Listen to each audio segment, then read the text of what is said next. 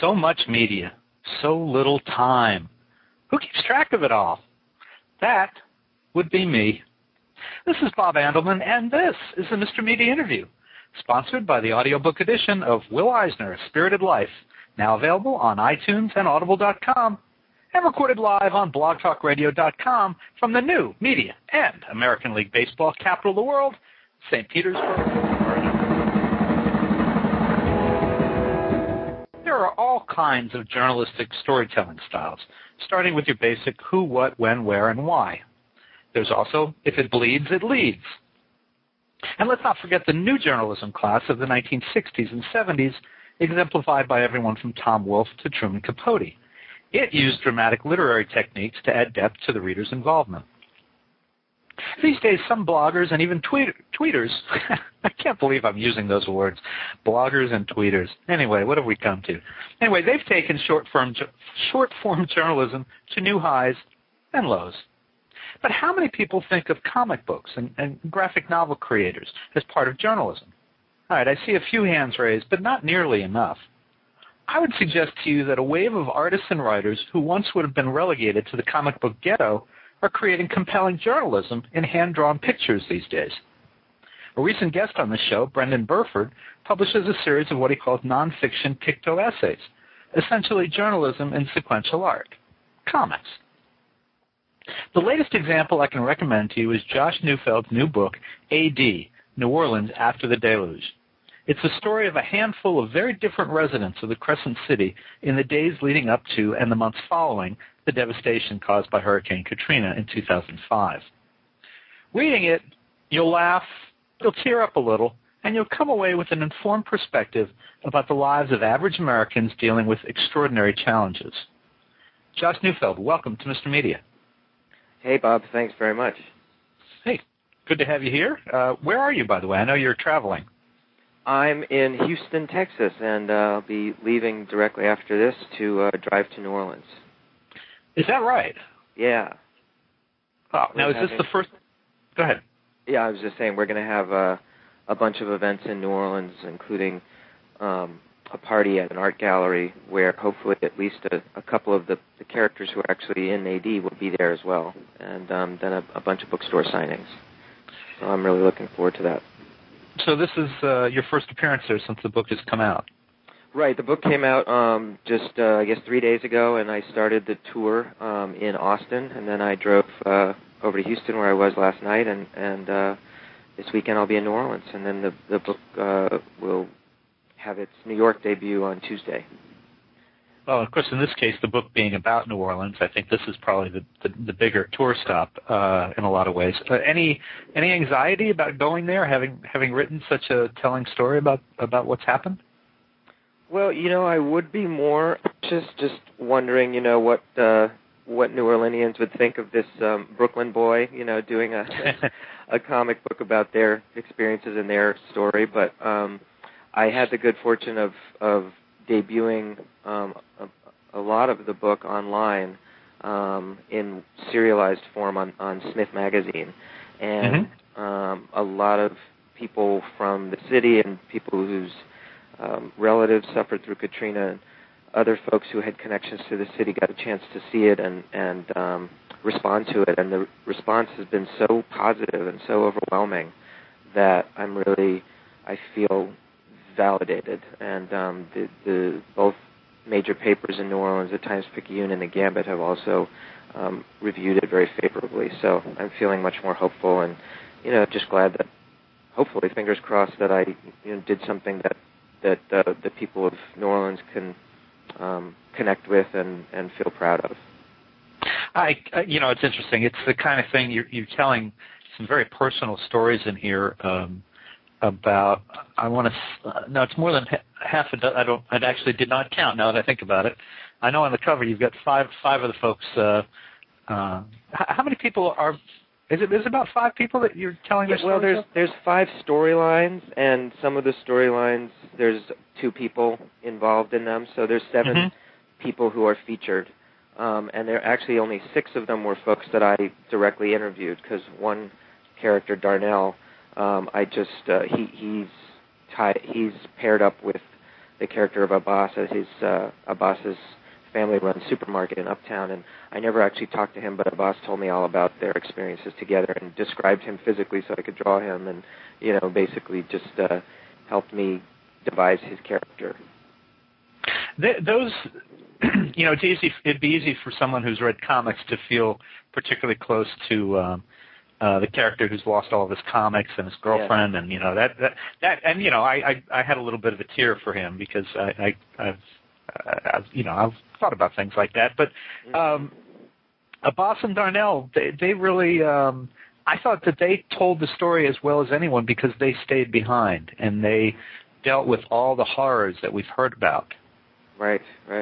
Yeah, just to sort of summarize what happens with them, is Abbas has this family-run supermarket in Uptown near Tulane University, which I guess a lot of students up there know his store, and he's a Iranian-born father of 3 and lives in the suburbs, and when they hear about the storm coming, he's worried that maybe if they just leave the store unattended during the hurricane, that it might be prey to looting or just something going wrong with it. So he thinks, how bad can a hurricane be? And the store is very well protected. So I'll just stay back and sort of hunker down in the store and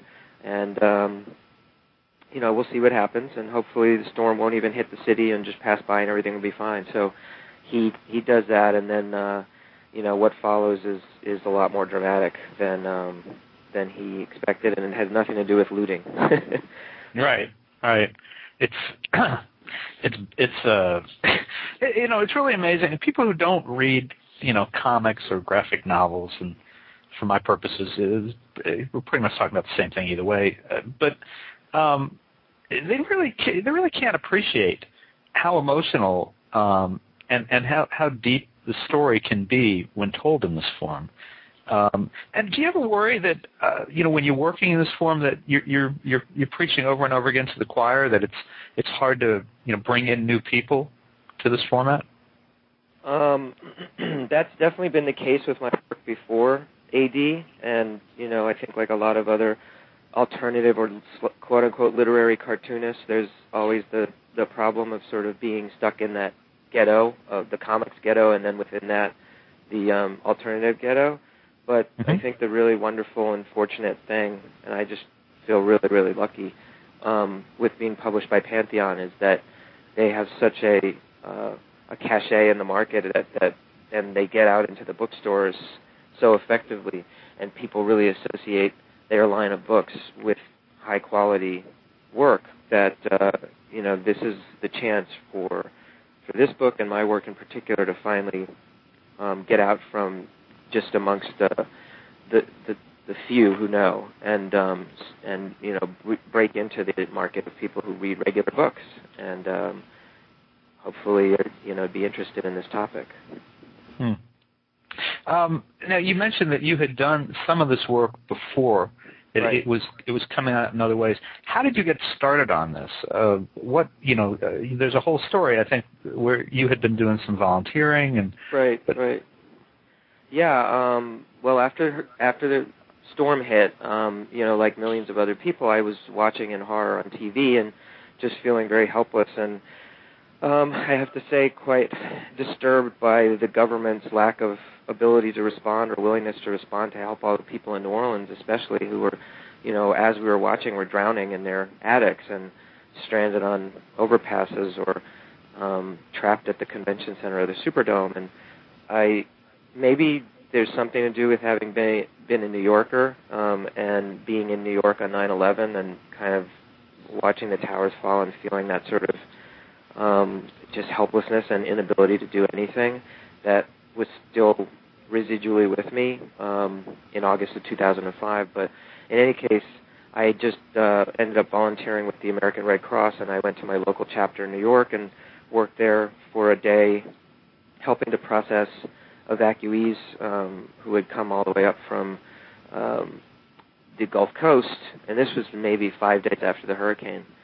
And just working with them and talking to them and helping them apply for FEMA relief and all sorts of other things. And then I inquired about getting trained as specifically as a disaster response worker, and sort of worked through some red tape there, and finally did that, and then ended up getting deployed as a relief worker in Biloxi, Mississippi, which is about 90 miles outside of New Orleans. So I worked down there for about 3 weeks, and I met a lot of people and heard their stories, and saw what the hurricane had done, and took a lot of pictures, and just thought a lot about what that experience was like. But I definitely wasn't thinking about doing a comic book about it. I just was really very much focused on just being a cog in the large wheel of the relief work being done down there. And I did blog about my experiences, though, and a lot of people read the blog, and including, it got written up in a couple of comics news websites, and got sort of word of mouth, and eventually people started commenting on the blog who'd never been readers of mine before. So there were other relief workers, and there were residents of that area. And then one of the people who got in touch with me was Leo, the comic book collector in AD, who ended up later becoming a character in AD. And we formed a connection there. And eventually, about a year later, that blog fell into the hands of the comics editor at Smith, Jeff Newell, who then passed it to the editor himself, Larry Smith, who just so happened to be looking to do a webcomic about Hurricane Katrina on his website. And there you go. It was sort of like perfect timing. So I hadn't really had a plan for how to do a comic, but Larry wanted it done and asked me if I'd wanted to do it, and we talked and sort of hashed it out for 3 or 4 months, and then AD has been the result. How you were in Biloxi? How hard was it to do that day in and day out? I mean, people were really suffering. I mean, well, it was. I mean, it was hard in that it was 12 to 14-hour days. Getting up really early, which is definitely not my strong suit, and it was physical work, but it was. It was really just something where I was so happy to be there and to be able to do something, even just me, one little person, and to feel like every little one of us from all over the place was contributing to something larger. And the thing was is that, I ended up working basically in one neighborhood in the Biloxi area, driving around in an emergency response vehicle, delivering hot food to people there, lunches and dinners. And what was really just rewarding about the whole thing on the sort of largest level was that during the 3 weeks that we were there, we saw that neighborhood coming back to life. And there were people who were just, in really desperate straits, and just so grateful for the fact that we were providing them meals, who by the end of the 3 weeks when we were there were no longer requesting meals and were finally able to, cook for themselves and provide in other ways. And that was just a great feeling to know that you'd actually done something, and the people were just so grateful. I mean, I've never been thanked for anything so warmly and so graciously in my life. So there was no way that the balance was so positive that I don't even really remember any of the hardships or whatever that were down there. They were very minimal. And I developed calluses on my fingers, which was I wrote a whole blog post about having working man hands. I normally have these effete little soft fingertips from drawing my little comic books at home in New York, and here I had these hard calluses on my fingers, which I didn't even realize what they were at first. What happened? I lost the sensitivity of my fingers. Oh, Josh, that is just so sad. I didn't know what they were. I really didn't. Oh my God! I'm not a country boy. Oh my God! Well, reading the book, there was one character who was sympathetic and yet not sympathetic. Oh yeah, who's that? I thought Denise. Huh. Interesting. And I don't know. Maybe it's just she could be very hard, I guess. Very caustic. Yes. Very caustic. Yeah, and yet, I mean, she still seemed that way. Is everyone? Are these all real people in the book? Oh yeah, they're all real. Yeah, that's what I thought. People. Denise is. I mean, the thing that I think everyone needs to know about Denise, and she reminded me of this, is that the experiences that she underwent in Katrina were so traumatic and so horrifying and beyond what most people ever have to experience in their life that I think they changed her permanently. And she kept telling me, you know, and she had concerns about the way I portrayed her at first, and that when I first introduced her character, that she kept saying, you know, Josh, you have to remember that I was a very different person before Katrina, and you just know the person that you've met since Katrina. And I wasn't nearly as cynical and angry as I am now. And she has really good reason to be cynical and angry after her experiences, you know, which people will find out by reading her story. So, I mean, that's a good point. I think that possibly I tailored my portrayal of her from before Katrina based on just what I knew and who she was, you know, when I met her, which was after Katrina. So I guess if I made her come across as less than sympathetic, then I take the blame for that. And I hope that on balance, she still is someone that the reader can really relate to, or at least sympathize with her experiences, because in a lot of ways she's really the heart of the book to me. Well, now, having said that, as you're talking, I'm thinking, you know, I don't want to be unkind. It's just there's very different kinds of people in the book, and there are and very different people had different responses to what went on. I've been back 2 or 3 times. I love New Orleans. I was there once, I want to say 6 to 8 months after Katrina. A magazine sent me in to cover a group from Whirlpool that went ahead with their convention there, and they spent a couple of days doing service projects. They built in Musicians Village. They built houses, and you know, you could see. I mean, there's all kinds of people, and you capture a variety of people. So, you know, when I pick out Denise and say she wasn't that sympathetic, well, I mean, you know, on the other hand, you know, you have people who are incredibly sympathetic. It's just a wide range that's captured here, and then you know, there's the doctor who is just, you know, you just want to. I kept hitting myself in the head, you know, thinking, hello, where's your common sense, man? But you know what? He is so like a guy in New Orleans who's been around, been through it, feels like he's seen it all. It's party time. It's New Orleans. That's why I'm here. Exactly. Yeah, he was just exactly for those reasons. That was the reason why I so badly wanted to have him in the book. And he's also a very well-known figure in New Orleans. Everyone knows Brobson Lutz, and he's a member of the social scene, and he used to be the health commissioner there, and he's very active in politics, and I think he has like a weekly health show on one of the local TV stations too. So he was the closest I got to having sort of like an official member of the authorities or something there, while at the same time he's very much, you know, an atypical type authority figure. But I also did want to include someone who wasn't as personally affected by the storm as the others, because that's definitely a feature of Katrina as well, is that a lot of people, especially in, you know, unfortunately, but reality in the wealthier areas of the city, were not really affected by this storm. And the storm itself did very little damage, and then it was the flooding and the breaching of the levees that flooded 80% of the city. But, you know, the areas that most of the tourists visit were the areas that were not flooded and weren't as affected as badly.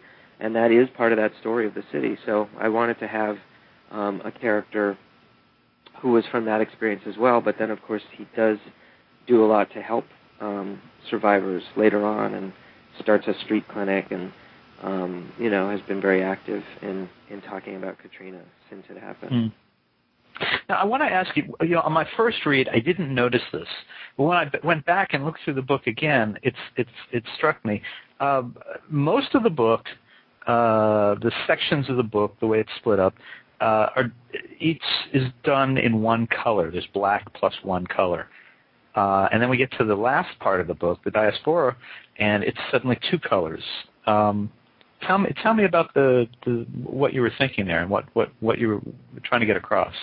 Right. Well, actually, just to correct you a little bit, the other sections of the book that are 2 colors are actually like, say, a red and then like a really light green, or a dark orange and a light yellow. So I never actually use black in any of those other sections. And that was just a coloring choice that I did because I really like the look of 2-color or 3-color art in comic books.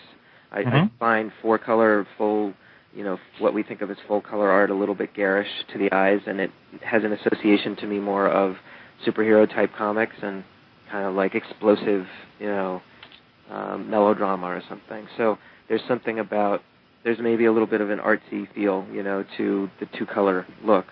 And a lot of my work in the last 5 years when I've been able to print in color has been focused on that. And I just think there's a lot you can do within those limitations. So that was the first thing, is I knew I wanted to do that treatment. And then I wanted to use the colors that I chose to sort of be a little bit of a soundtrack or something, a visual soundtrack for the book, and to help the reader kind of create mood and just sort of be a subtle thing that would affect the tone of the book as you were reading it. So I use color in different ways in that way. And then, like as you say, at the end of the book, when I bring in the purple and gold, I was trying to evoke the colors of the Mardi Gras flag. In the very end, the very last panel of the book, I actually snuck in a green. I actually drew the Mardi Gras flag and actually have the full colors of it there, just to sort of do a little shout out to New Orleans and to say, there's hope and the city's coming back and the spirit is undying.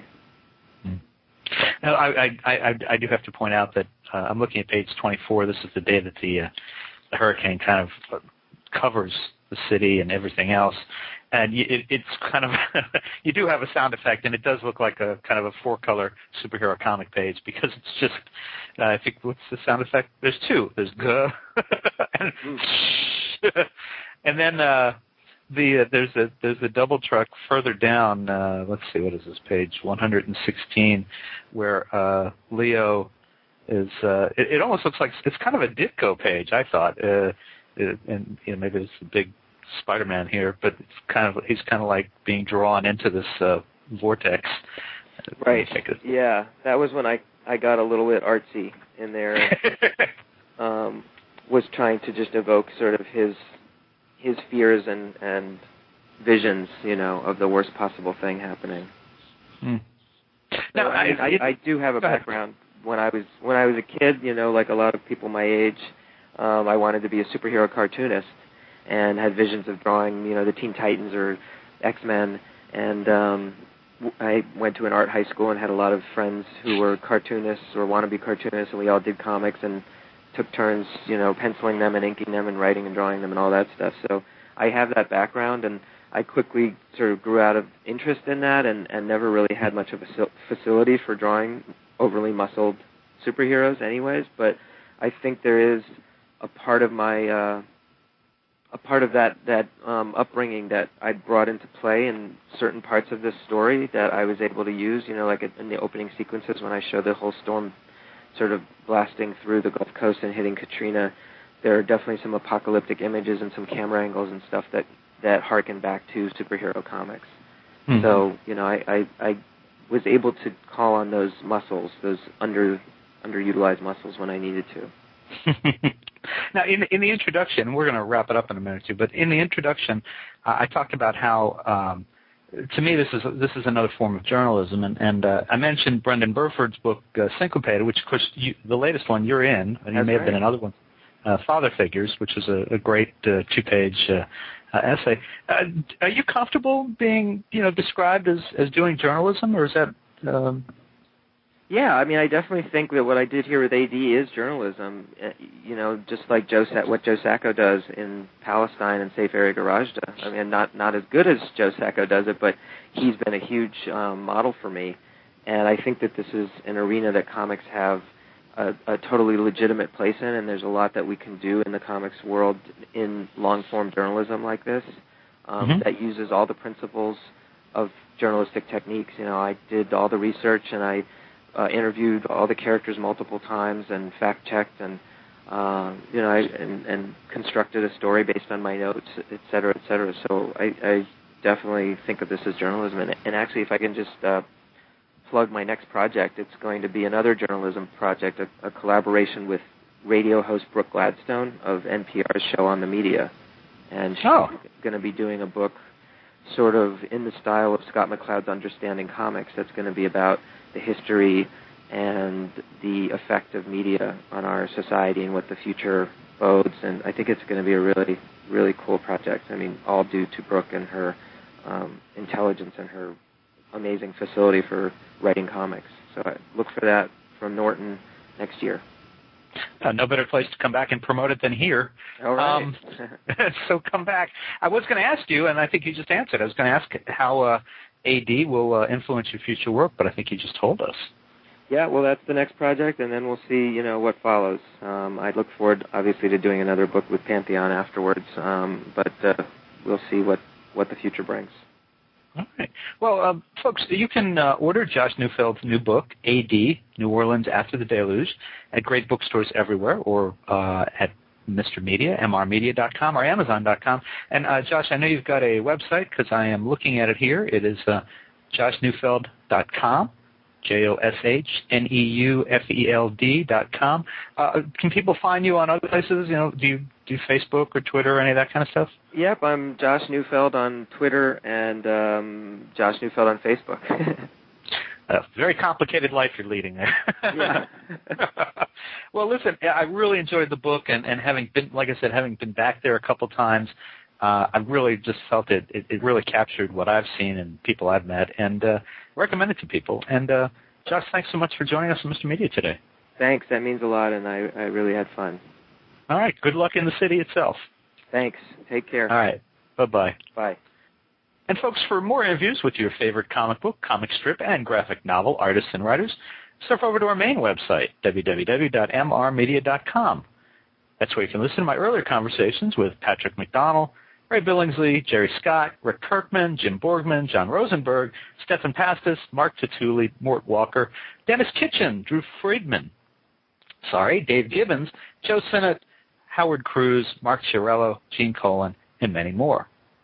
And please think about writing an online review of Mr. Media, casting a vote for Mr. Media, or marking Mr. Media as one of your favorites, whether you listen on Blog Talk Radio, TrueSlant, Digital Journal, Vox, Podcast Pickle, MediaFly, Blueberry, Zencast, Zimbio, or Odeo. Subscribe to Mr. Media on iTunes, and you'll never miss a show. Just search Mr. Media Interviews from within iTunes and subscribe for free. Or subscribe to Mr. Media's blog on the Amazon Kindle Reader. You can also listen with a piece of string and a tin can in many locations. If you've got an idea for a guest, email me directly at bob@andelman.com. That's ANDELMAN. You can also follow me on Facebook or on Twitter, www.twitter.com/Andelman. Thanks so much for joining us today. Always appreciate when you give up a piece of your day and spend it with us. Thanks for listening.